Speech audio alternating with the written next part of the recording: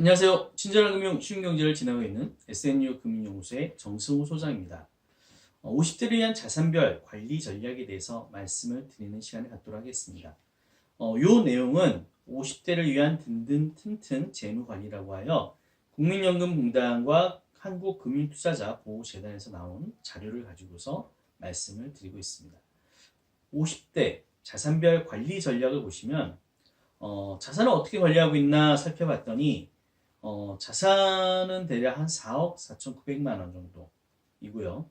금융상품엔 9,600만 원 정도, 부동산엔 3억 1,000만 원, 기타 실물자산, 뭐 자동차 등이 되겠죠. 부채는 담보대출이 한 4,900만 원 정도 남아 계시고 그 외 부채가 2,600만 원 정도 있어서 대략 순자산이 3억 6,400만 원 정도인 걸로 나타나고 있습니다.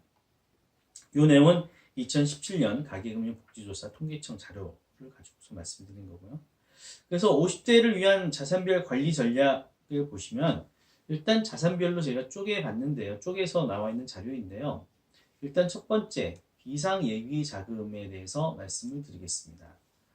일단 비상예비 자금은 CMA나 MMF 같은 증권회사, 종합금융사, 은행증권에서 제공하는 단기 언제든지 수시 입출금이 가능한 계좌를 통해 가지고 관리하시는 것이 좋다라고 보고 있고요.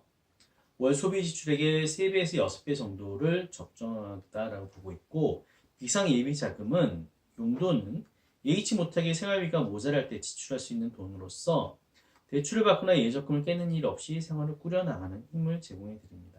그래서 비상 예비 자금이 월 소비 지출금의 3배에서 6배 정도 준비해 놓으신다면은 조금 좀 자금을 운용하시거나 했을 때 좀 더 나에게 큰 도움이 될 수 있지 않을까 하는 생각이 듭니다. 그래서 이 내용 보시고요.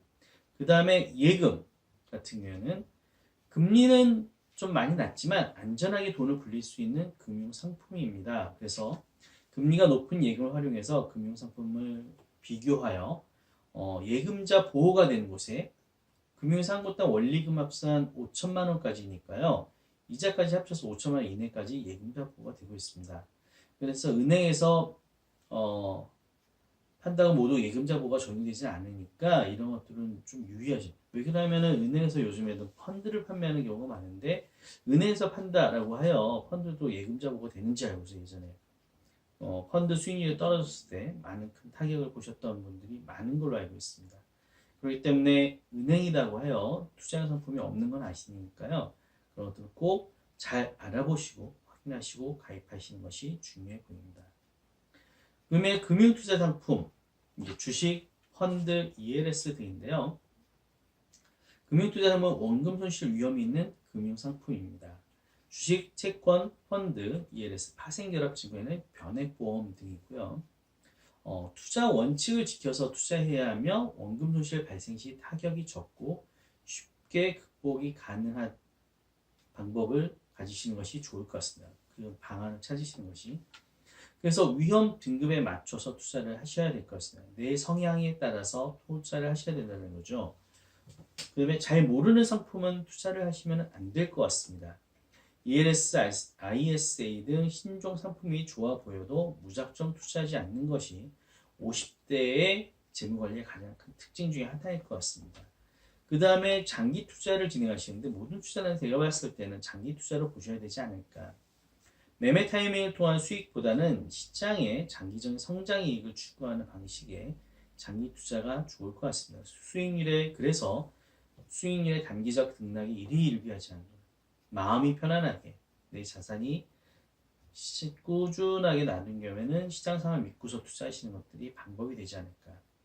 그다음에 분산 투자는 다양한 주식과 채권의 분산 투자는 펀드를 활용하시는 것이 좋을 것 같고요.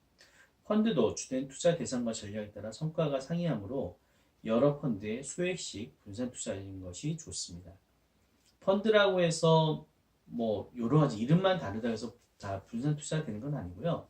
펀드의 속성이 국내에 있는 우량한 회사들에 투자하는 펀드인지 해외에 개발도상국 발전 가능성이 있는 나라들에 투자하는 펀드인지 아니면 미국이나 유럽 같은 금융 선진국들에 투자하는 펀드인지 이런 것들을 좀 보시면서 살펴보시는 것이 좋을 것 같습니다. 그 다음에 50대 이하 듣는 측면에서 마지막은 이제 주택, 부동산인데요. 일단 자산을 부동산으로만 보유하지 말아라라고 얘기하고 있습니다. 그래서 총 자산의 15%는 금융자산을 준비를 하셔서 갑작스럽게 급전이 필요할 경우, 사실 이때 급전은 건강에 대한 부분이라든지 아니면은 자제분들의 어떤 무슨 이유 때문에 있을 수 있습니다. 그래서 그러한 부분들을 때문에 갑작스럽게 대출이라든지 부동산을 어떻게 처리해야 되는 이런 일이 없도록 좀 금융자산 어느 정도 일부는 준비해 놓으시는 것이 좋을 것 같습니다. 그래서 부동산은 유동성이 매우 낮은 자산이므로 금융자산이 없으면 급전이 필요할 때 문제가 발생할 수 있습니다. 그리고 투자보다는 부동산에 대한 투자는 실제 거주하기 위한 부동산을 구입하는 것이 맞을 것 같고요. 수익형 부동산을 빙자한 금융사기에 유의하시는 것이 중요할 것 같습니다. 가장 큰 예로 상가라든지 오피스텔이라든지 아니면 수익형 호텔이라든지 다양한 방식의 수익형 부동산들이 있는데요. 그 내용을 살펴보시면은 광고하는 내용은 사실은 대부분이 다 희망적으로 얘기를 하게 됩니다. 희망적으로 얘기하고 좋은 가능성 얘기를 하지만 혹시라도 그러한 것들에 대해서 문제가 생겼을 경우에 커버하기가 되게 어려울 수 있습니다. 자산에 손실을 보실 수가 있는 부분이 있기 때문에 그런 부분들은 잘 고려하셔서 잘 모르시면은 아예 투자하지 않는 것이 가장 바람직하지 않을까라는 생각이 듭니다. 오늘은 50대 자산별 관리 전략에 대해서 살펴봤습니다. 각각 비상예비자금 연지, 예금, 금융투자상품, 주택에 대해서 50대를 위한 든든 튼튼 재무관리 이 책자에 있는 내용인데요. 요거 말고도 더 많은 내용이 당연히 있겠죠.